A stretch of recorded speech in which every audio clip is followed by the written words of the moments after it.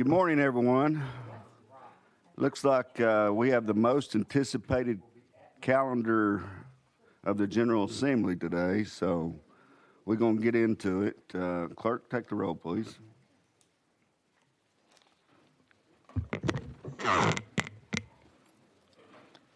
Beck. Here. Bricken. Here. Carringer. Present. Chisholm. Here. Haston. Here. Present. Holsclaw. Kiesling. Littleton. Littleton. Representative Holsclaw, we have a quorum. Are we struggling again today? It's Department of Agencies Subcommittee. It's Wednesday, March 1st in hearing room 2. And I'm going to do a Kiesling thing today on this day in history.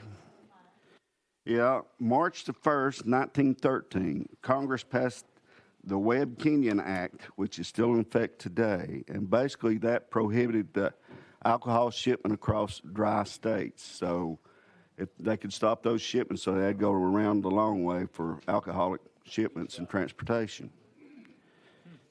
And also on this date in 1945, the infamous Winston Churchill gave his famous Iron Curtain speech. So that may have took one away from you, Kelly. And then in 1969, Mickey Mantle announced his retirement today. Yeah. So there's some, I'll do one more. Albert Berry in 1912, this would have been you, Kelly, did the first parachute jump out of a plane. Yeah, 1912. Intentionally? Well, out of order. Let's do some housekeeping here before we get started, so everybody waiting on a bill will be well informed. Item number 1, 376 is rolled to the hill of the calendar. Item number 7 on the calendar, 877, is rolled to the hill. Item number 9, HB 624 is off notice. Item number 11, 1407 to the hill. Item number 13, 397 to the hill. Item number 17, 770 off notice. And that's pretty much the adjustments to the alcohol calendar. And then if we have any time remaining, we'll take up the additional calendar. So we'll get back on our regular schedule. But having said that, we're at item number 2, HB 4111. Motion. 411. You are recognized properly. You have a motion and second. Mr. Johnson. Thank you, Mr. Chairman. I do have an amendment that makes the bill. Okay, so let's go ahead. If it makes the bill, let's go ahead and vote on it and get it adopted and move forward from there. Drafting code 4509. That is correct. Got a motion and second. Having said that, we're voting on the amendment 4509. Those in favor say aye. Opposed? Amendments, now you're properly before us. Thank you, Mr. Chairman. House Bill 411 clarifies that only wine and beer should be sold in grocery stores. It clarifies and defines beer to not include distilled liquor products. It clarifies the definition of wine, allowing wine-based products to be sold in grocery stores. And it will provide one clear definition of wine. Right now in code there's 2, so it will have one clear definition of wine. And wine products that are above 21% alcohol by volume will not be allowed to be sold in grocery stores. You've heard the explanation. Any questions, members? Seeing none, we're voting on 411. Those in favor say aye. Aye. Opposed? Bill goes forward. Thank you, Mr. Chairman. Committee. If you wish to go forward with the no, report to the clerk. Item number 3, HB 0044. by Representative or Chairman Reedy. You are recognized. Thank you, Mr. Chairman and committee. House Bill 44 is a cleanup to our state's code. It authorizes the city of McEwen in Humphreys County and cities, cities in We have Henry. a motion and second on this. I didn't. Motion, second. All right, now. Thank you. It includes cities in Henry, Benton, Lewis, Granger, and Hardeman counties to hold a local optional election to permit the manufacturing, receipt, sales, storage, transportation, distribution, and possession of alcoholic beverages within the territorial limits of a city by a majority vote. Do we have questions for Chairman Reed? You are recognized, Representative Beck. Thank you, Mr. Chairman. And this brings to mind that the city of McEwen, do you know the most famous person from McEwen? Sitting next to you, she knows as well. That's exactly right, Representative Mary Littleton. So they need to name a street or a building or something after Representative Littleton. So you put that bug in there. I'll work with you on that one. Very good. Thank you, sir. Out of order. That's right. We have other questions, Chairman Reedy? Seeing none, we're voting on 4-4. Those in favor say aye. Opposed? You're moving on to full, sir. Thank you, Chairman, committee. Next up is HB 384 by Chairman Moon. You got it going. Thank you, Mr. Chairman and You do have committee. an amendment, correct? Yes, sir, we do. 4516, it rewrites the bill, Mr. Chairman. Okay, so got a motion and a second. Let's go ahead and get that on the bill so it's proper. Those in favor of 4516, say aye. Aye. Opposed? Properly before us. Go ahead, Chairman. Thank you, Mr. Chairman. This bill comes from the Farm Wine Growers Alliance, who worked with the ABC to clarify the statute as pertains to fortified wines. Nothing in this legislation changes the statutory definition of wine, which includes alcohol content not to exceed 21%. Having said that, this should really be a commerce bill. It will allow Tennessee wineries and Tennessee farm wine producers to contract with a licensed distillery for the purpose of blending and fortifying the wine for products such as dessert wines, like port wine. So this will allow our farm wine producers to compete with the West Coast and actually internationally. So I'll stand ready for any questions. Does the committee have any questions? Seeing none, we are voting on 384. Those in favor say aye. Aye. Opposed? Bill moves forward. Thank you, Mr. Chairman and committee. Boy, we're not awake here this morning. Everybody's in favor, rolling, no questions. So I reckon we're saving them all for the next presenter.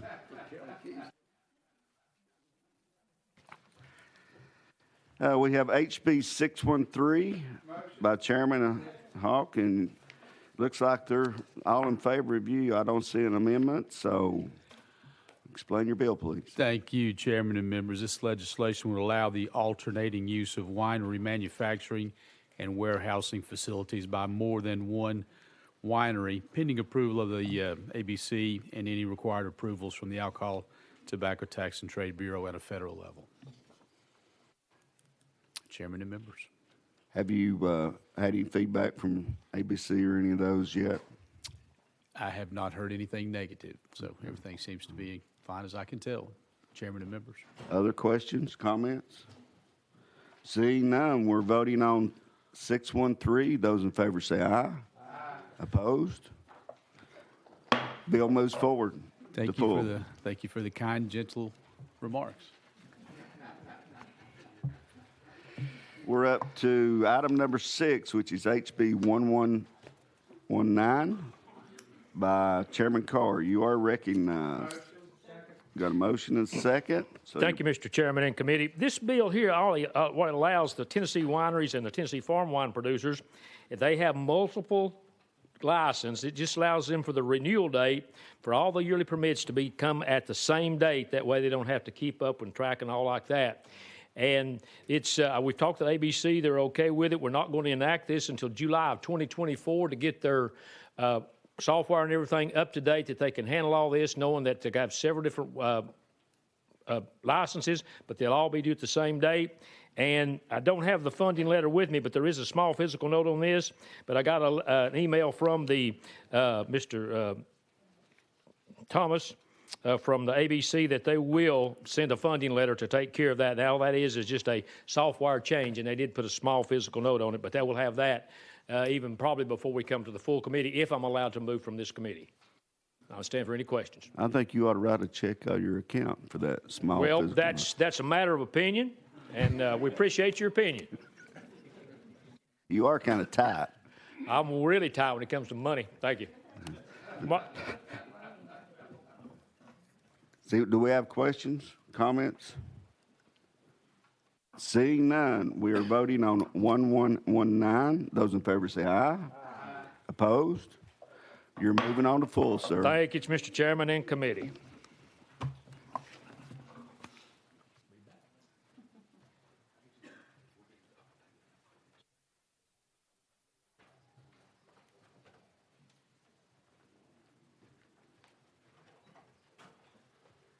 Item number 7 has been rolled to the hill, so we'll keep that there and just keep moving forward.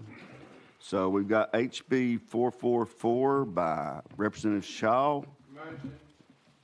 We have a motion and a second. So you are before us, young man, and it looks like you do have an amendment. I do, Mr. Chairman. Does the amendment make the bill? Yes, sir. It is 004587. That is correct. So let's get that on the bill. Any questions? Got a motion and a second? No questions, comments? So we're voting on Amendment 4587. Those in favor say aye. Aye. Opposed? So it's attached to the bill. Now you can move forward. Thank you, sir, and thank you for hearing me today. This bill comes to me from the town of Moscow, Tennessee, along with Senator Paige Wally. What they are wanting to do is they passed a resolution in support of resolution that would give them, put them in the population range of selling liquor by the drink. Right now, the current population limit holds the liquor referendum at 700.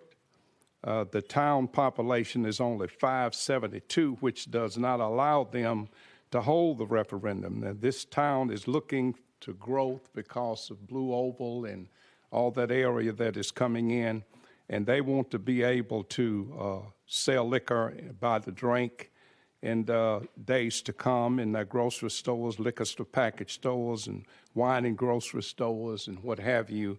And so what they're asking to do, they are simply asking for a liquor referendum population limit of 570, but would require any city in that area of 570 to 699 to have a police force.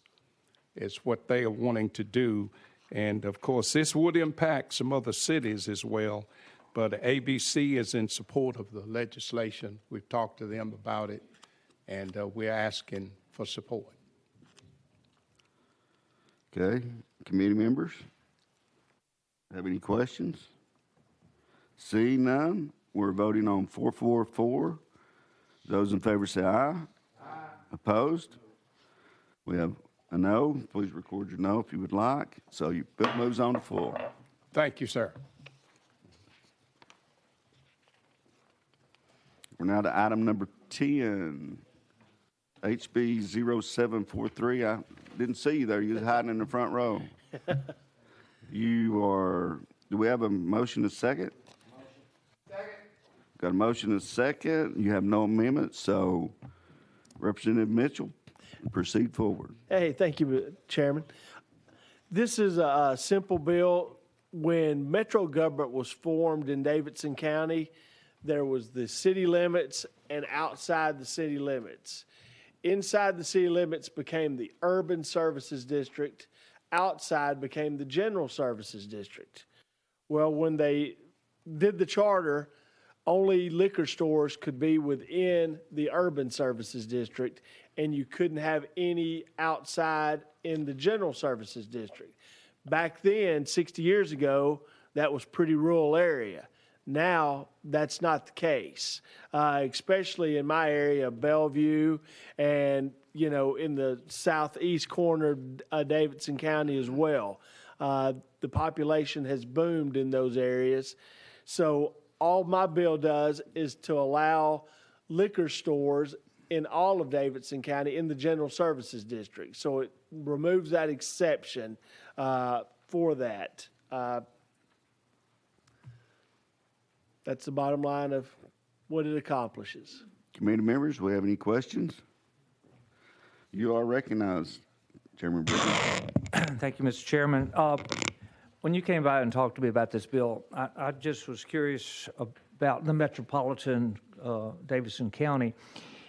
Is the number of liquor stores in the county any restrictions based on any criteria, like number of stores per, population, or geographical, can't have more stores within close to churches or schools? What are the restrictions for getting approval for a liquor store in Davidson County? And to be quite honest with you, I'm not familiar with all of those regulations. I know there is a feet limitation from a church and other places of worship, but I'm not familiar with all of those regulations. So, but all those will be. Oh yeah. This does nothing to any of those limitations. Literally, all this bill does, what it says. It says this bill is amended by deleting the language, then the urban services district, but not the general services district, and substitutes that to then the urban services district and the general services district. All those regulations, population, the limitations of how many in an area are all still going to be imposed. I'm not changing any of that. Representative Vickers. But it still puzzles me that this sounds like it should be a private act that Metro Council should be requesting us. If the restrictions came about because of a charter, because of their initial charter, that Metro government should be requesting a charter change to us, not us just forcing a charter change on them. So it just puzzles me here. Yeah, and literally most of the area that is affected is my house district and some of my house district that I used to have. After we did the wine and grocery stores, we had the referendum. That was a countywide referendum allowing wine and grocery stores throughout the county, even in the general services district. So one of the requirements used to be a referendum. Well, the referendum's already been accomplished by this. And speaking with the powers that be, I've been told that if someone walked in right now and applied for a liquor license within the general services district, they probably would get it. But I wouldn't want to be that businessman doing that, because then I think without this change in the law, someone could file a suit against you to stop it, an injunction to stop it. Other questions?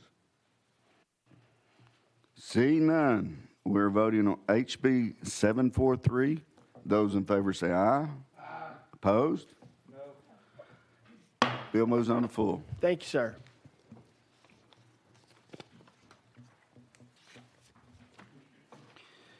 Now we're at item number 12, HB 1089 by Representative Stevens.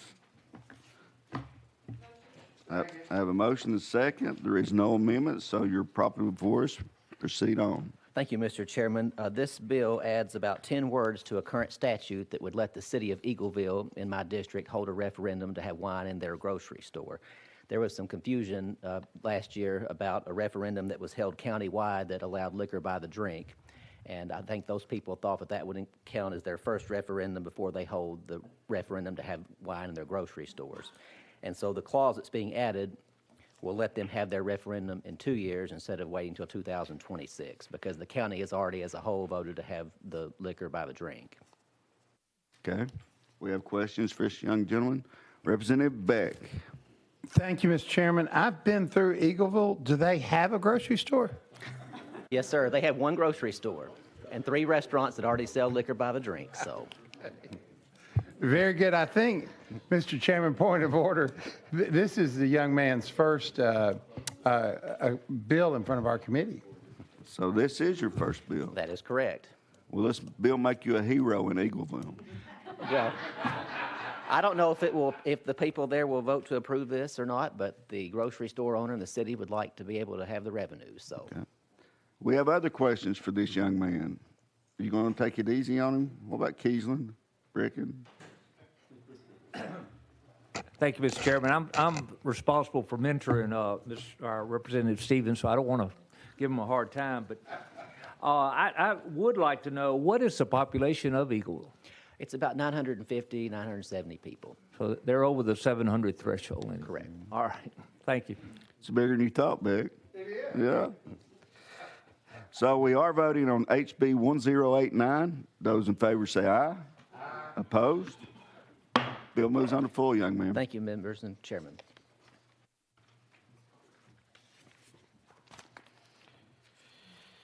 We're now at item 14, HB 677 by Littleton.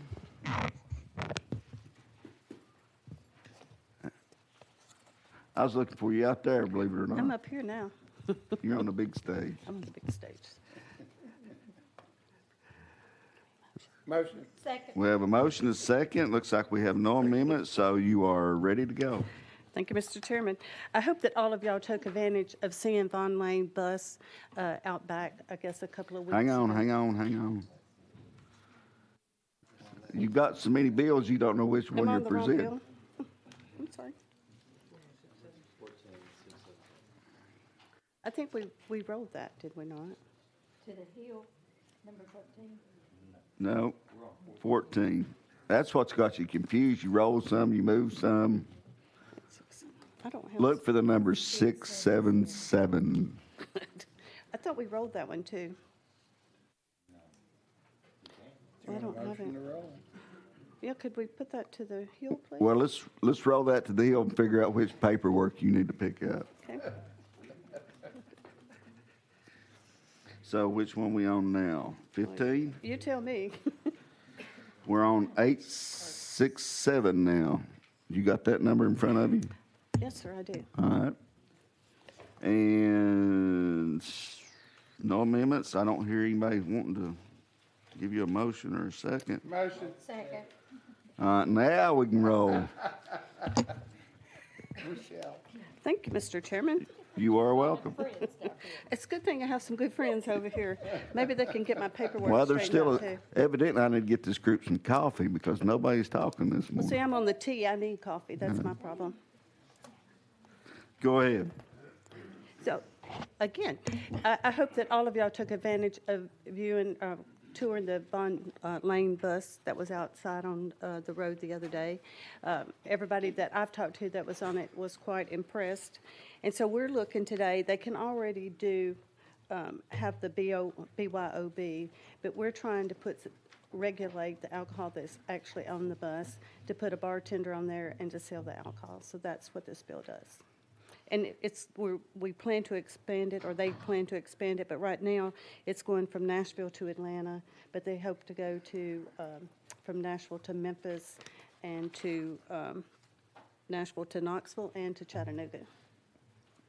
Okay. And if you're going somewhere like that, this would be the place, the way to go, because the bus was just fabulous. Looked very relaxing. Do we have questions for Representative? Do we want to go to session? Okay. We do, since we're being so quiet, we're going to let some of the members in the audience talk a little bit, okay? So we're going to go out. we've been working on things. Okay, so we can't even get the audience to talk. Sometimes that's a good thing. Yes, you're correct. All right, let's, what we'll do then, we're voting on HB 867. Those in favor say aye. Aye. Opposed? Ayes have it. Bill's going on to full.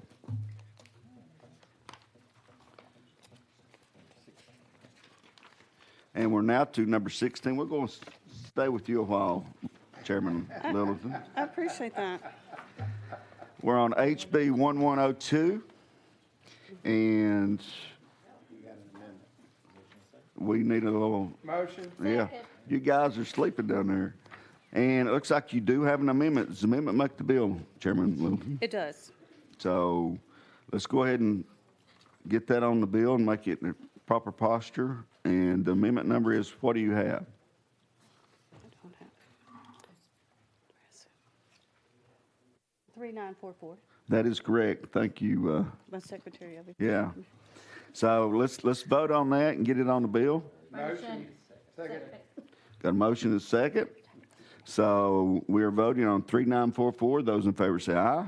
Aye. Opposed? Bill's on the amendment. Now you can roll, Chair Lady. Thank you, Mr. Chairman, and for your patience with me today. I'm going to have coffee as soon as we can get out of here. So this bill adds extra efforts to protect children from new products entered the marketplace. This concerns the hard soda products.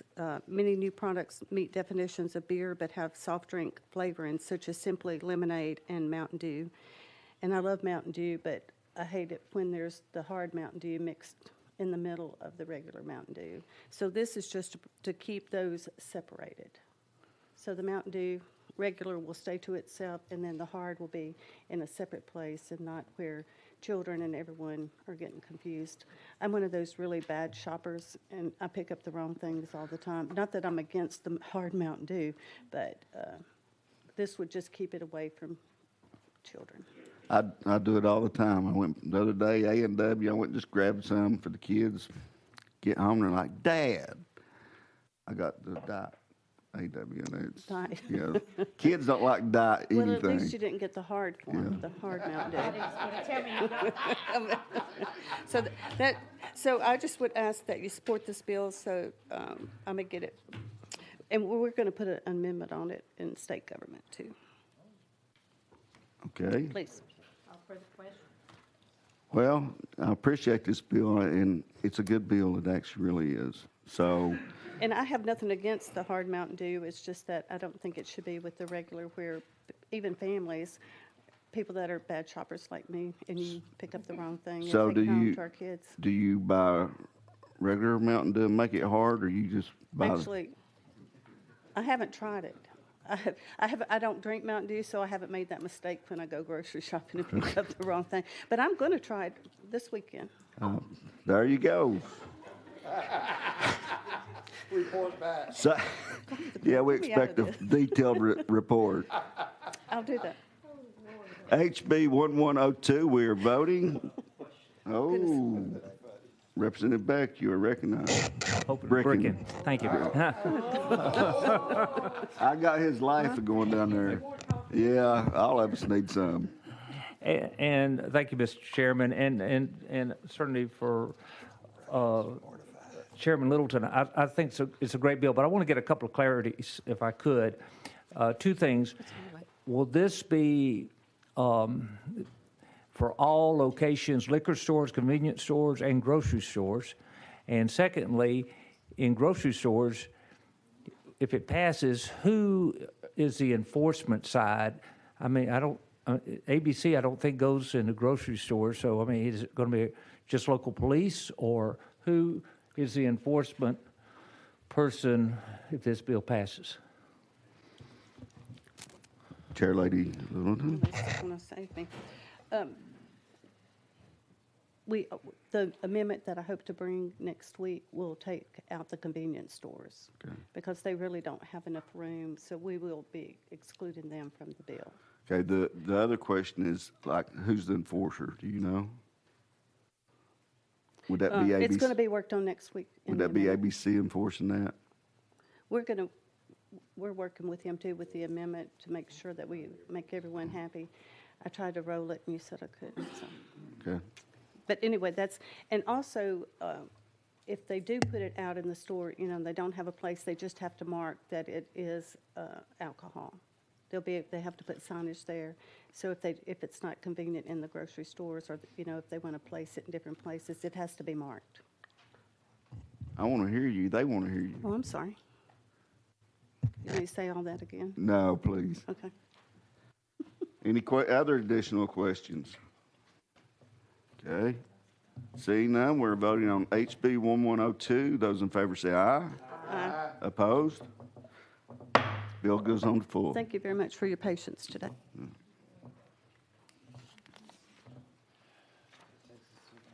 Yeah. Yeah, we'll go ahead and take it up. Okay, I need to pass this over to Chairman Keesling, or we'll just change seats, whatever you want to do.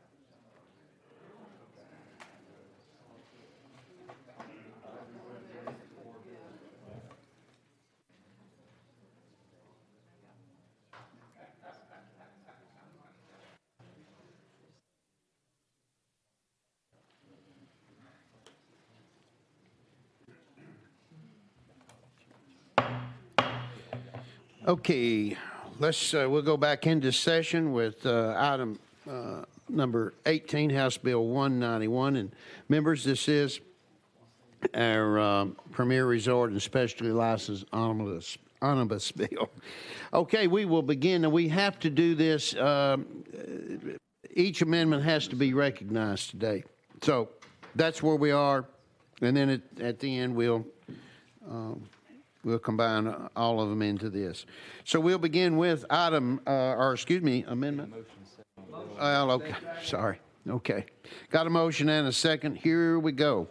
Amendment number 1, that is drafting code 4387 for the record. Do I need? Yeah, I've got to need a motion. Yes, got a motion and a second. Any questions? See none. Got a call for the question, so here we go. Those in favor, please say aye. Aye. Those opposed, like sign. Ayes have it. Amendment 1. Amendment 2, drafting code 2037. Motion. Got a motion and a second. Any questions? Let us vote. Those in favor, please say aye. Aye. Those opposed, like sign. Ayes have it. Item 3, drafting code 3144. Got a motion and a second. Any questions on this one? I see none, so let us vote. Those in favor, please say aye. Aye. Opposed, like sign. Ayes have it. Amendment 4. Motion. Drafting code. Thank you. Drafting code 3220. We do have a motion and a second. Any questions on this one? I see none. Let us vote. Those in favor, please say aye. Aye. Those opposed, like sign. Ayes have it. Moving on to 5, drafting code 1910. Got a motion and a second. Any questions? See none. Let us vote. Those in favor, please say aye. Aye. Those opposed, like sign. See none.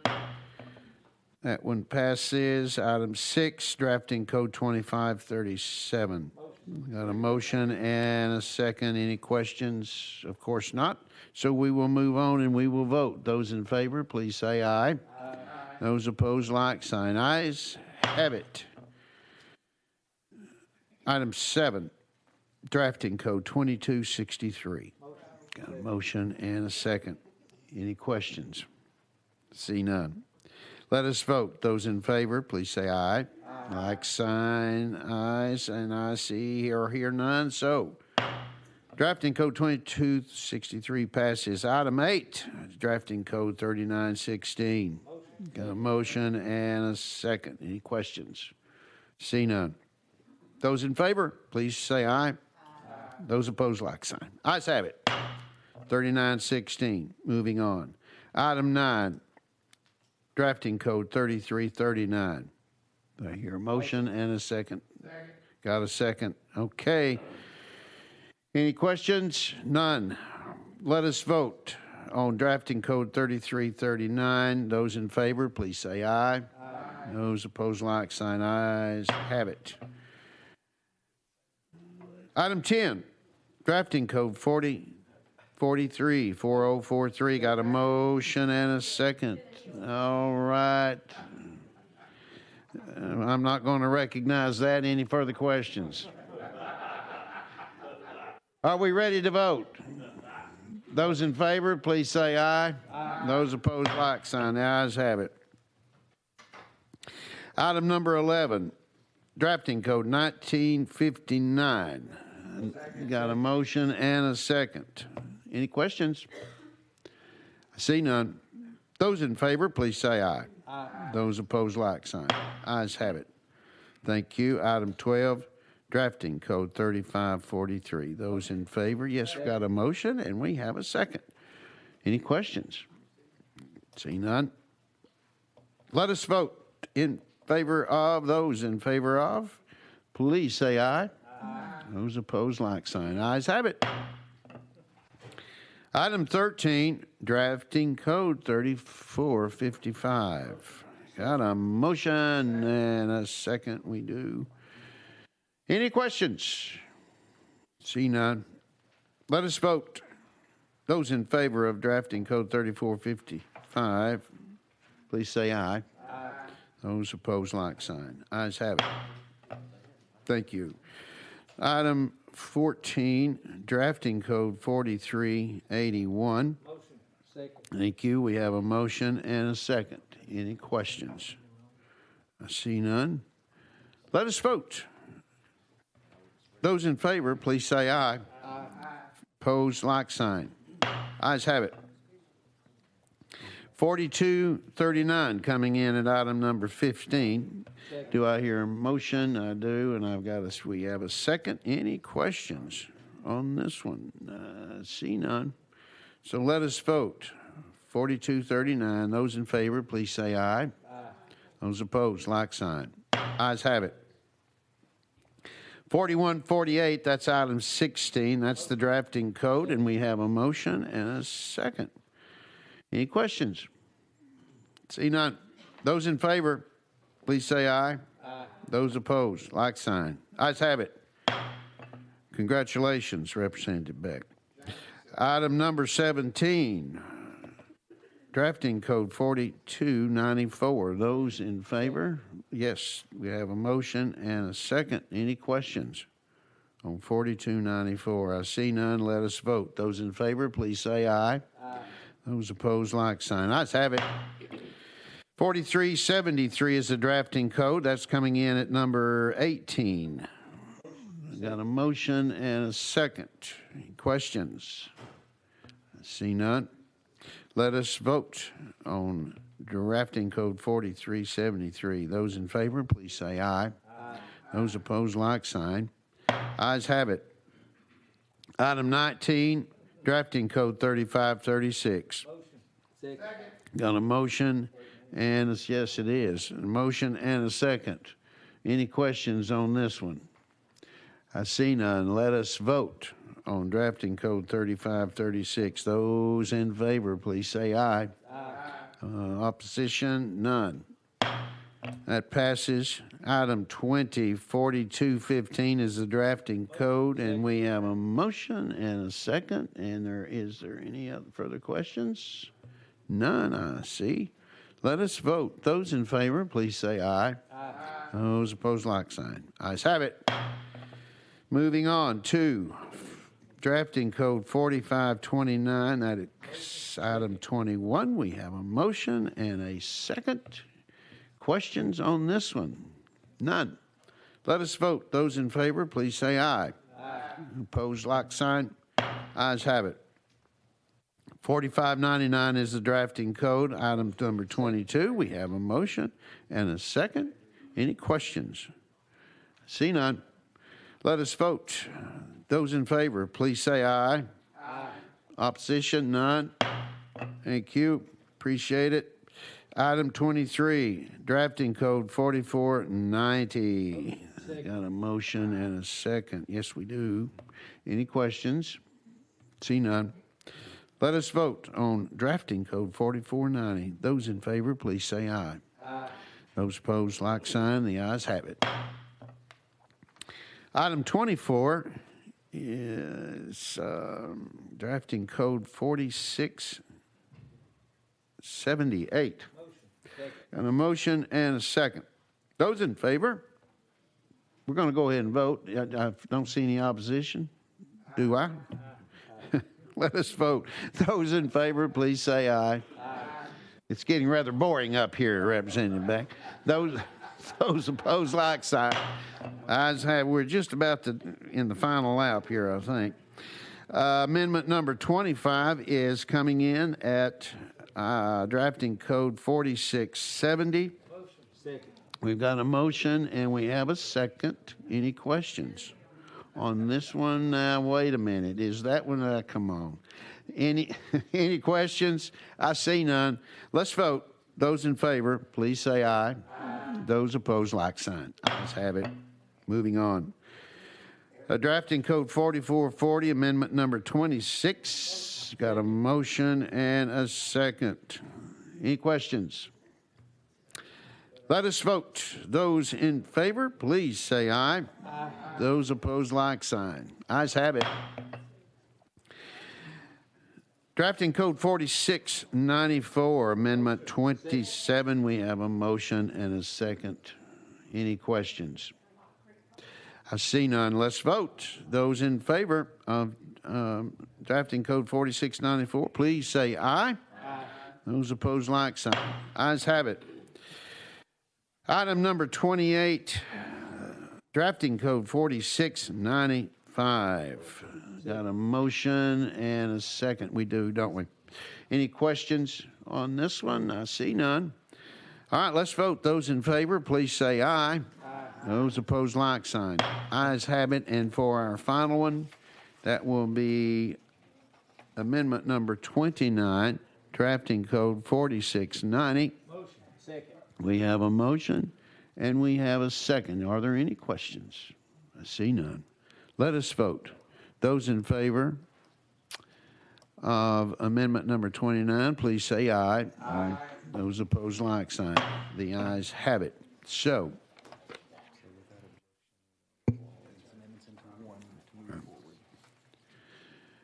I see no. So, without objections, we will we'll move these forward. We will roll them as I think I stated that on the front end. We'll roll these into one, won't we, Mr. Chairman? And we will. Are there any questions on any of these as we get ready to vote? You did an awesome job on that. I mean, that was. I don't know if we hold the record for amendments. We had a bunch, didn't we? Yeah. You know, I would call you the Paul Harvey of the House. Oh, you're so kind, sir.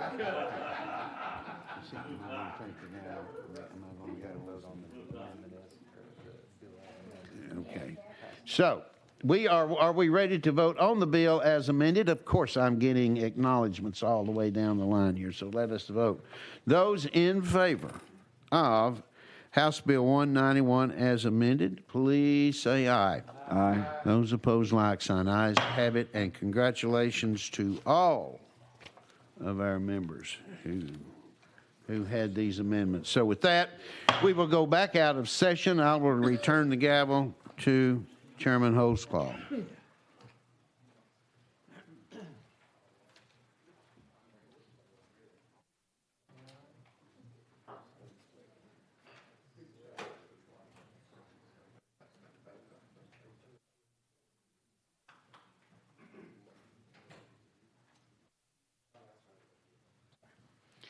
All right, that brings us to the last item on the calendar before we get to the items that are rolled to the hill. You sit down, young man. You're not up. HB 160 by Speaker Pro Tem Marsh. You are recognized, and we're looking at HB 160. Do I have any motion second? And it doesn't look like there's an amendment, so you're properly before us. You are recognized, Marsh. Thank you, Mr. Chairman. HB 160 puts more people to work in the industry that needs a lot more workers.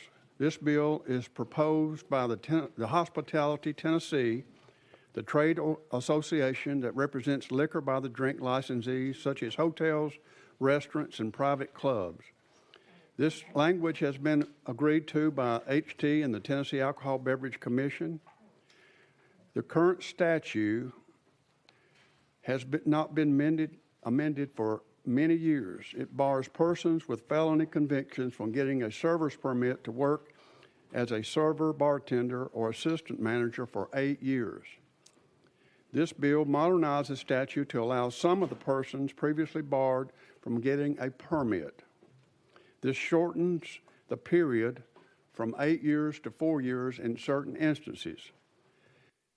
It says that a person that has not been convicted of a felony offense involving the use of threat or violence as a human being within the previous 4 years can get their service permit back, has not been convicted of a crime related to the sale or dispensing of alcoholic beverages or beer, Schedule 1 or 2 controlled substances or controlled substances analogs within the previous 4 years, has not had a server permit or similar permit issued by the state or local jurisdiction revoked by any issuing authority from the previous 4 years.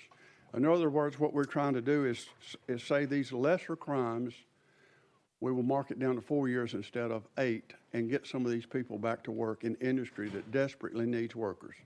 With that, I'll answer any questions. We have questions first. Speaker Pro Tem Marsh. Seeing none, we are voting on HB 160. Those in favor say aye. Aye. Opposed? You're moving on to full, young man. Thank you.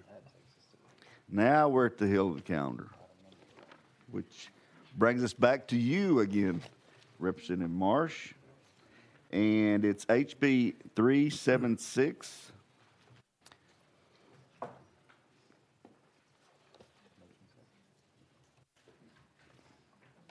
We have a motion. Y'all don't want a motion second to Speaker Pro Tem? Thank you. You're just about to time out there. Okay, it looks like you have no amendments, so you are properly before us. So present your bill, Speaker Pro Tem. Thank you, Mr. Chairman. HB 376 is the bill that we've been talking to a lot of you about ready-to-drink mixed drinks in a can, which I think is something that we really should do. We've got a little more work to do on this one, so I would like to ask for a roll to the last calendar, if you wouldn't mind, Mr. Chairman.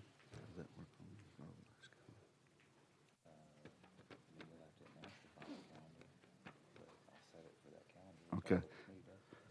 We have to vote on that? Or we just roll it final calendar? We don't have to vote on it, do we? Without objection, we're going to roll this to the following calendar. Thank you very much. Speaker Pro Tem Marsh.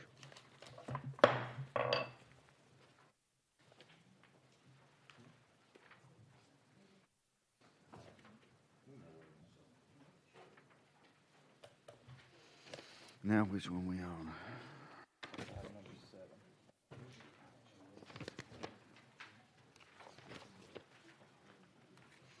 Okay, we're on item number 7.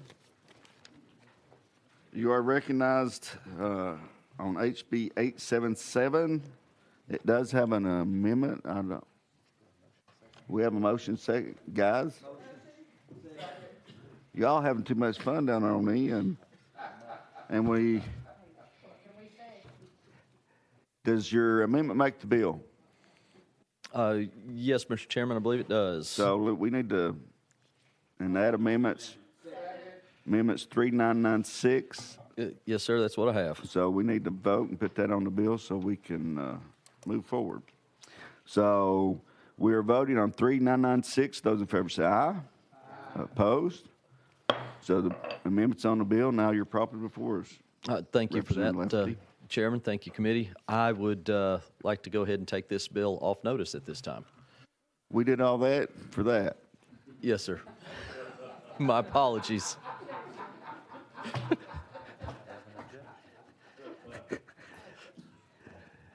I thought about putting the brakes on, but you had such a good momentum going. I didn't want to mess anything up. Your bill's off notice. H77's off notice. And with respect to Chairman Kiesling, good day. There you go.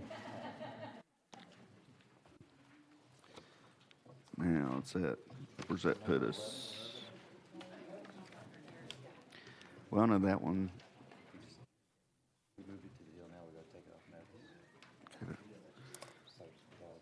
Okay. HB 1407, without notice or without objection, we're going to take that off notice. See, none. 1407 is off notice.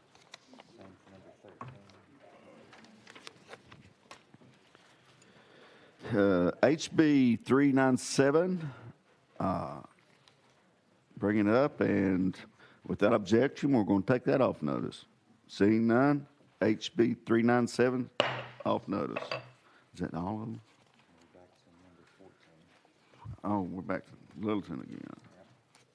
You said 14. We are back to you, Chair Lady Littleton. You got the right paperwork this time? I do, thank you. All right. And I would like to take that off notice, please. Okay. Thank you. HB 397, 677. I've got so many, I'm going a different direction. You're off notice. Does that complete that calendar? And finally, the most anticipated calendar has been completed, and we're going to take up our regular calendar now. And it looks like the first one is HB 536 by Cochran. Did you get a set through all that? Did you just now step in? I just joined you, Mr. Chairman. You really hurt my feelings. But this was riveting the last few minutes. Yes. Yeah. We have a motion and a second for. Okay, you are properly forced. Present your bill, young man. Thank you, Mr. Chairman. This bill simply adds boating operation, regulation, and safety to the items for which the TWRA commissioners should be well informed. So this is just an additional criteria that those commissioners should meet, and I'll yield any questions. So you're saying he's not well informed? Well, this just puts it in statute that they need to be. I'm sure that they are all currently well informed on those areas. It's documented. That's correct. Yes, sir. Any questions? Seeing none, we're voting on HB 536. Those in favor say aye. Aye. Opposed? You're moving on to full. Thank you, Chairman and Committee. And item number 2 is HJR 120 by Darby. And you waited through 2 full committees for this, so Yes, sir. hopefully it's been worth the price of admission. No doubt. We got a motion. Second, looks like you have an amendment. Amendment makes the bill. Yes, sir, Mr. Chairman. So what's your drafting code on the amendment? 003533. That is correct. So if it makes a bill, we need to get it on the bill. We have a motion and a second. Any discussion? See, now let's put it on the bill. Those in favor say aye. Aye. Opposed? You're on there. Rock and roll. Well, thank you, Mr. Chairman, and I hate that I'm here in front of you all presenting this HJR.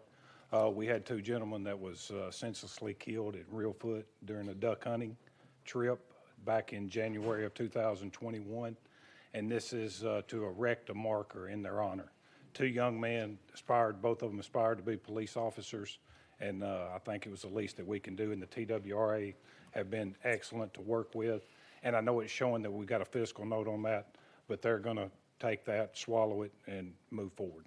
And again, you probably ought to contribute to that physical note. It's a well worthwhile cause, and I will be passing the hat as soon as this is over. You know, it always amazes me that you have these hunting, fishing altercations, which nothing's worth a human life. No, sir. It just blows my mind. You know, I'd get out and say, hey, you can have it. But we appreciate you bringing this, and hopefully it'll keep the memory going. Thank you, Mr. Chairman. We have questions, comments? Seeing none? Did you say question or call a question? Okay. We are voting on HB 120. Oh, HJR, I looked up. HJR 120. Those in favor say aye. Aye. Opposed? You're moving on to full, young man. Good luck. Thank you, Mr. Chairman and committee.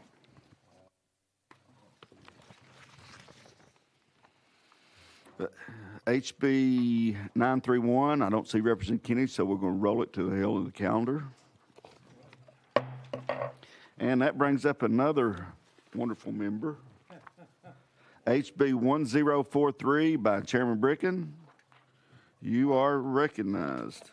And I don't see an amendment, so explain your bill, please. Thank you, Mr. Chairman. House Bill 1043. The background, when the Sports Gambling Act was passed in 2019, we approved a provision to set aside 5% of the state's annual proceeds from gambling for gambling addiction treatment under the Department of Mental Health. This bill will just allow the Department of Mental Health to use the funds not needed for gambling addiction treatment to be used for juvenile addiction and mental health disorders. With that, Mr. Chairman, I'll certainly be glad to answer any questions. You are recognized, Chair Lady. Thank you, Mr. Chairman, and thank you for bringing this. We all know that this is a problem, and any help that we can give our juveniles or anyone with addiction is much appreciated. So thank you very much for bringing this. Representative Beck. Thank you, Mr. Chairman. I just want to thank Chairman Bricken. This was his idea to take this percentage of money for made from the proceeds of online betting and put this toward gambling addiction. And I just want to thank him for that. It's just been a brilliant addition to this bill, and just thank you, and I'm happy to support this. Thank you. You've been called free. Thank you, Mr. Chairman. Just for the audience and the committee, this year there's going to be almost $3 million, a little over $3 million of generated Department of Mental Health out of the 5%. And fortunately, the gambling addiction treatment needs that they are monitoring has not needed the expenditures. They've committed a little over $1 million to gambling addiction so far. So as you can see, right now, we're accumulating funds that are not currently needed for gambling addiction. So I certainly want this money not just sitting in a bank account to be used. So I certainly hope the department will, I certainly know there's a need, and I hope this money will certainly get out and be utilized for the improvement for juvenile treatment and addiction. So thank you, Mr. Chairman. Thank you. So we're voting on HB 1043. Those in favor say aye. Aye. Opposed? HB 1043 is moving on. And we're up to item number 5, HB 572 by Chair Lady Carringer. Motion. Second. Got a motion and a second. No amendments, so you explain your bill, please. Thank you, Mr. Chairman. This bill was brought to me by the Treasury Department, House Bill 572. It simply authorizes the state treasurer to sell or otherwise liquidate a security between 8 and 12 months after receiving the security if the state treasurer determines the security to have a de minimis value. Defines de minimis value as the market value of a security held for any person or group of persons equaling less than $500 in aggregate. Authorizes the state treasurer to sell the security immediately after the state treasurer takes custody of the security if the records of the security holder do not reflect the identity of the person entitled to the security. We have questions for Chair Lady. Seeing none, we're voting on HB 572. Those in favor say aye. Aye. Opposed? Bill is moving on to full. Thank you. Which brings us to item number 6, HB 119 by Ritchie. Motion. Got a motion and a second. Looks like we have an amendment. Does the amendment make the bill, sir? Yes, Chairman. I'd request to roll this bill one spot. And roll it one spot? Yes, and present we can the do other one that. first.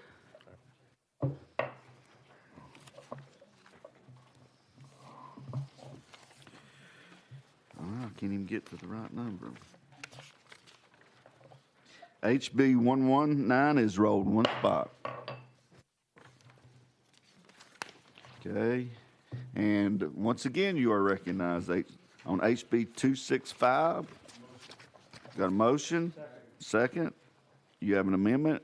I do have an amendment, Chairman. What's Drafting Code 4357. Does the amendment make the bill? It does make the bill. Rewrite. So let's get that on the bill. Got a motion second. We're voting on 4357. Those in favor say aye. Opposed? So you're now proper before us. You may proceed. Thank you, Mr. Chairman. In committee, this particular piece of legislation seeks to fix an issue that so many hunters across our state end up facing when they travel outside of the state of Tennessee. CWD is a disease that impacts the wildlife of the Surfside family, and right now it is a rule through TWRA that you cannot import back those carcasses back from the surrounding states. And there's been significant scientific data that has been taken place, and there's no conclusive evidence that the transmission of CWD is being spread in the wild from these carcasses. There's been studies that I've dropped off to everybody that shows exactly where those prion tests are at, and I believe that TWRA has witness here to be able to testify on the other side of that. But when you end up looking at the actual data of these controlled environments, to where the brain matter, which is the highest concentration of the prion protein, and what that amendment did was it just amended this to where as long as the carcass does not contain the brain matter, which is where the highest levels of prion protein are located, then folks outside of the state would be able to bring those deer back here to be consumed. We've got economic impacts that happen here. For example, if I go up to my farm in Kentucky, take a deer, I have to leave that deer in the state of Kentucky to be processed unless it is completely deboned for me to be able to bring it back, when there's even recommendations that it could be quartered up. And I'm amenable to taking it and making it so that our citizens do not have to travel back for an entire day. I've got to travel 4 hours back up to the farm, pick that back up, and a lot of folks don't have that luxury opportunity to be able to go pick that up when there's no long-term data that supports in the wild deer are contracting CWD from carcasses that are brought back in. And with that, I stand for any questions. Okay. We have any questions for the presenter? Okay. Having said that, we're going to go out of session, and looks like we have Dr. Dan Grove from UT. Is that correct? And Joe Benedict. And of course, Mike, are you going to come out? And then Mr. Charles Horde. They didn't put you on there, but you're on here. Go ahead, Bill.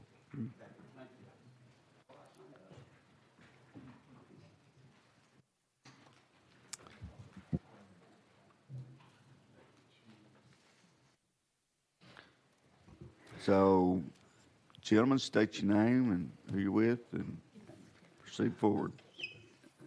Mr. Chairman, my name's Mike Bowne, the Legislative Director with Tennessee Wildlife Resource Agency. Give me just a second to pull a PowerPoint up. Nathan, what do I need to do to get the PowerPoint working? You can give us all laptops. I'm just saying. It's 3 slides, Mr. Chairman. It's very short. Okay.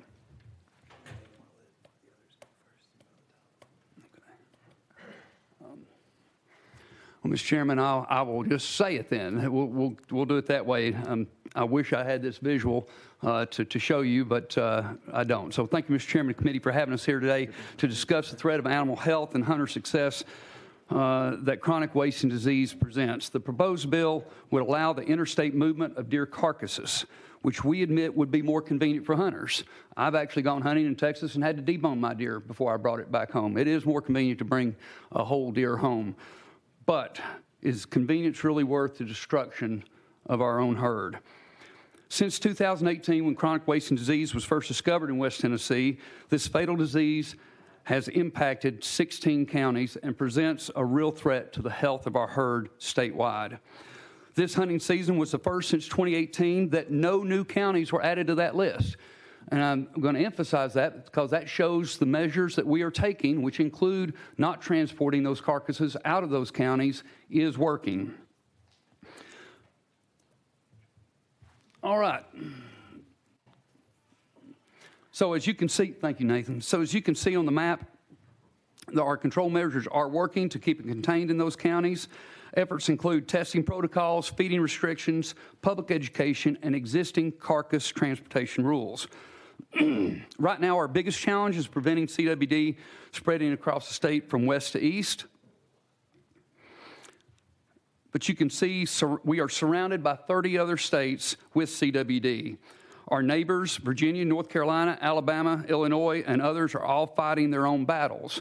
We actually called the wildlife director in Kentucky and asked him about this bill, talking about Tennessee hunters being able to bring deer back here from Kentucky. He said, well, if y'all do that, I can tell you I do not want it to be reciprocated.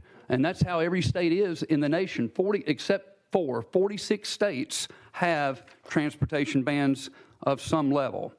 If we open our borders, we would have to fight the battle on 2 fronts. First in West Tennessee, and also on the challenge of protecting East and Middle Tennessee counties from CWD coming from other states. Each year, 46,000 hunters travel out of state and safely bring back processed or deboned carcasses. If we take this massive regulatory leap to open our borders, it would weaponize those 46,000 carcasses. Now, just think about that. We're talking about possibly tens of thousands of carcasses a year being brought back to this state, and it just takes one positive to come into an East Tennessee or Middle Tennessee county that does not have it, that can then spread this disease. We aren't alone in this common sense ban on interstate carcass transportation. Right now, all but a few states, again, 4 have those bans. The ones that don't are so inundated with CWD, they've just given up. The rest have made science-based decisions that limit transportation to deboned meat, clean skulls, antlers, hides, and finished taxidermy. Today, we're asking you not to give up this fight. Help us protect our deer herd and our animal health in this state by voting against this bill. Mr. Chairman, I'll now turn it over to Dr. Dan Grove from UT. Hi, my name is Dan Grove. I'm a wildlife veterinarian with the University of Tennessee Extension. I'm here to talk about the scientific side of things. Really what we're focusing on here, there's 2 different issues. We're talking about CWD as the reason behind the carcass importation, but we're also having to deal with the other implications of carcasses moving in from out of state with the whole host of other diseases that may potentially actually impact our livestock industry in the state. In terms of CWD, it has been shown in experimental studies, in pen studies, that exposure to a pen where carcasses were allowed to rot and naive deer were placed in the pen, they actually got the disease from just being in the environment where those carcasses had been. To do such a study in the wild is next to impossible because who's raising their hand to have their natural deer herd infected by CWD, which we know at this point in time, once it actually gets into a herd, you can never get it out of the herd. And so prevention is one of our best tools. We know that the disease, once in the actually environment itself, will persist and remain infectious in the environment despite like it being present in the actual deer herd. It actually is infectious still once it goes into the environment. On the other front, there are plenty of other diseases that exist out there in this country, TB in Michigan and the wild deer herd and in the greater Yellowstone Basin, brucellosis, as well as brucellosis in feral swine populations in Florida. All of those are diseases that could potentially be in cervid species. The other thing to keep in mind, we're not just focusing on, the law does not prohibit you going and hunting in another state. The law actually enables you to still bring back all of your meat and all the trophy parts of the animal that you would actually utilize.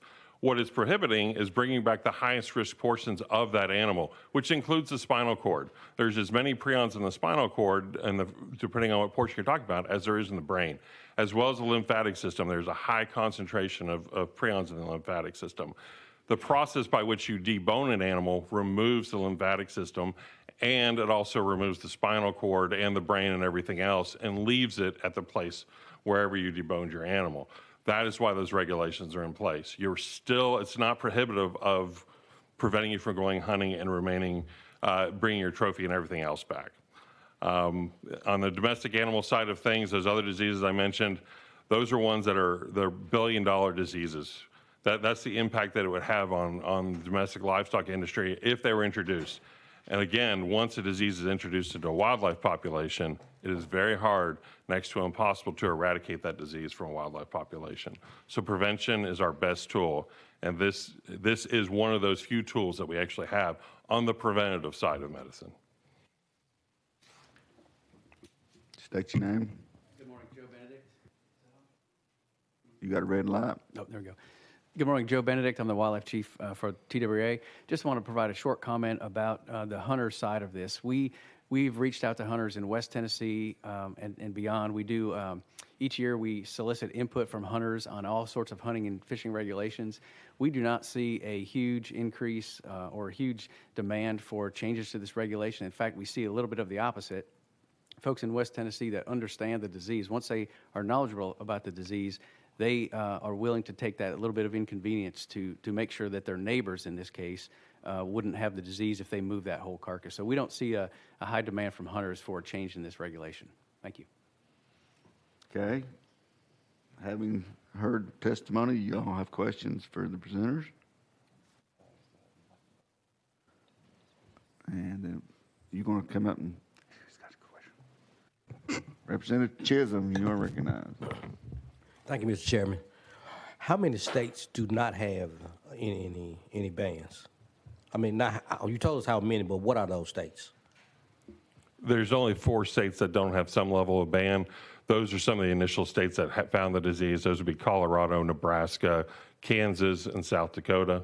And then every other state has some level of a ban. All of our surrounding states have the exact same ban in place as us regarding carcasses coming out of Tennessee, except for Georgia. Georgia has some exceptions to their rules. Thank you. How is it determined? I mean, we determine it by people bringing in CWB as far as testing methods and... I'm sorry, could you clarify your question? As far as how do you determine if a deer's got CWB? Oh, yeah, CWD is determined by, we actually take a sample of tissue, either, the most common tissue is in the neck. There's a lymph node in the neck that we take behind the voice box, or the brainstem. And we use those as early indicators because, as I mentioned before, both of those tissues have the highest levels of prion in the animal or the disease. So do we do testing? You know, we're showing in Tennessee that in the middle and east we don't have any, but do you feel we really don't have any, or we're not doing enough testing? What? In 2018, we instituted a new surveillance program that is actually at the county level. And so we have surveillance for 6 seasons now at the county, every county level, and we've met all of those requirements. So based on our current level of detection, it would have to be like 1,000th of 1,000th of a percent if it did exist. But yes, we're pretty confident that it currently doesn't exist anywhere else in the state outside of West Tennessee. Really? Other questions? Representative Bricken. The testing of CWD Is that a lengthy lab process? And I guess I know it might sound silly. There's no home testing for CWD, is there? No, at this point in time, there's not. The problem is I won't get into the gory details, but the short answer is no. At this point in time, there is not. But I would love to see some type of kit you could buy, or just for knowledge of the hunter that kills the deer. Yeah, there are groups that are working on a more rapid test. Actually, we here have actually gotten research dollars from USDA where we're looking at using dogs as biosensors to where they can actually detect disease in infected carcasses. So that might actually, we can train dogs to do that. That research is ongoing, but that might actually lead to an actual handheld test where you could, because there are chemical sniffers. You've been wanted probably if you've gone through security at TSA at any point in time and gotten the extra sniffer. It's the same kind of concept as that. And so that's what we're working towards at this point in time, so that we could have a rapid test for animal side. Representative Chisholm. Thank you, Chairman. How comparable is CWD to mad cow disease? It is in the exact same class. They're all classified as TSEs, transmissible spongiform encephalopathies. That's a mouthful. That's good. But the difference is it's not known to be infectious to people. That's the only difference. But the way everything else about the diseases are all the exact same. Can you say that say that word again? The TSE, transmissible spongiform encephalopathy. Can you spell it? Do I have enough time? Other questions for them? All right. Mr. State your Chairman. name. Thank you, Mr. Chairman, members of the committee. I'll be very brief. My name is Mike Butler. I'm the Chief Executive Officer with the Tennessee Wildlife Federation. We have monitored and worked with agencies across the country and in Canada on this disease since 1998. A couple points I'd like to make. It is a 100% fatal disease. If a deer gets this disease, it does not recover. They die. Buck deer, the most sought after deer, they contract this disease 2 to 3 times more than does do. So when it attacks those deer and kills those deer, you're removing from the population the most desirable things sought by our supporters and friends in the hunting community. The last thing I would mention to you is there's experts across the country that have a lot more degrees behind their name that have been studying this for a long time that will tell you the 2 ways the 2 things they recommend you don't do to prevent the spread of this disease is move live animals with it and move dead animals that have it. And so we would respectfully ask a no vote against this. Thank you. Okay, and we also have one other presenter, I think, would like to speak. Charles Hord. State your name and who you're with. Thank you. I'm Charles Hord. I'm the Executive Vice President with the Tennessee Cattlemen's Association. Our concern is not so much with chronic wasting disease, but is some of the other diseases that they mentioned here that could potentially be transported in that could impact the livestock sector. He mentioned brucellosis. Spoke to my counterpart with the Tennessee Pork Producers Association, Phyllis Ferguson. She had actually planned to be here until we thought it would probably get rolled. But anyway, she has the same concerns we have for that.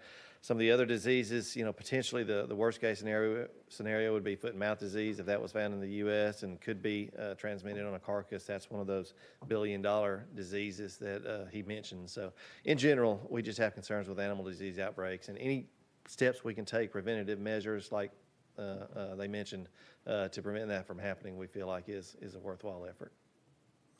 Any other questions? Thank you, gentlemen. Just a panel, a quick question. Are y'all catching any illegal carcasses coming in, and if so, what volume? Since the rule went into place in 2017, there's been 78 citations for importation from out of state. I don't have the number from out of our actual zone because we're talking about interstate, as this bill deals with interstate movement. But in terms of the interstate movement, there's been 70 citations issued at this point in time. What is the penalty? I'm sorry? What's the penalty? That's a law enforcement question I'll defer to. I would be interested to know I can get that for you. Right now, I'm thinking it's a C misdemeanor, but that's something we would have to get back with you on. I'd like to know what that is. Other questions? Thank you, gentlemen, for your presentation and time. We're going back in session, and Representative Ritchie, you are now recognized on HB 265. Thank you, Mr. Chairman. And as I passed out the information for everybody to be able to review from the studies that were referenced in the controlled environment that was done with the mule deer, where those deer were allowed to get to the most serious infected CWD case that could end up happening. That deer died in that paddock to where it was at. It decomposed. Other mule deer were introduced to that particular area. So you're talking about the worst case scenario. When you look at wild deer, they do not stay inside of a fenced-in paddocked area. What we're talking about here are people going into other states, taking an animal that is free-range and that could eat up to a mile, mile and a half, 2 miles from where it's bedding down at. So that's a very small likelihood. When you look at the actual data, the one question that I've asked numerous folks on this is just name one herd in the entire United States that has been eliminated because of CWD, or one that has been significantly impacted because of CWD, and I haven't got an answer, and it's just the opposite. We've got game and fish departments across the country that are significantly impacting the herd count of our white-tailed deer by extending extra CWD seasons to be able to test additional deer. The state of Minnesota did this, I believe it was 2 years ago, where 900 additional deer were taken. Outside of that, with only 4 deer being tested positive. The known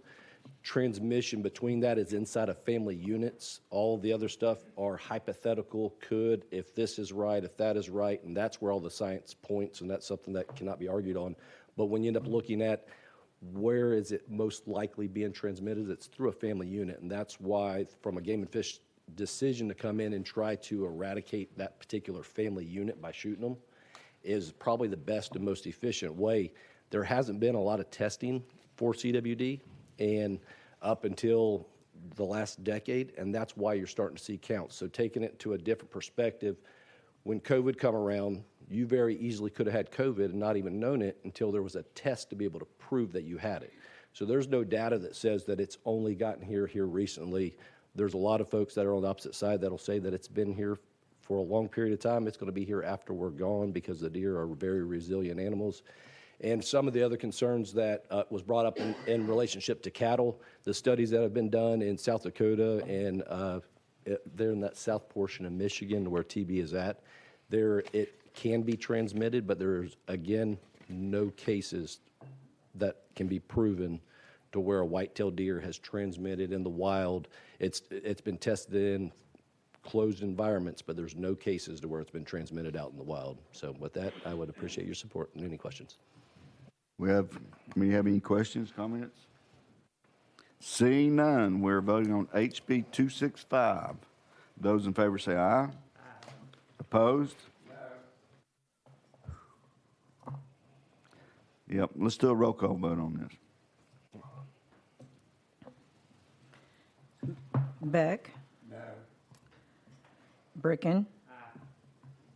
Carringer? No. Chisholm? No. Haston? Yes. Holsclaw? No. Kiesling? Littleton?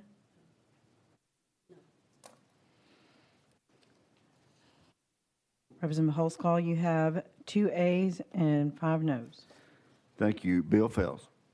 Thank you, Chairman and Committee. And that rolls back to the previous one. We rolled one.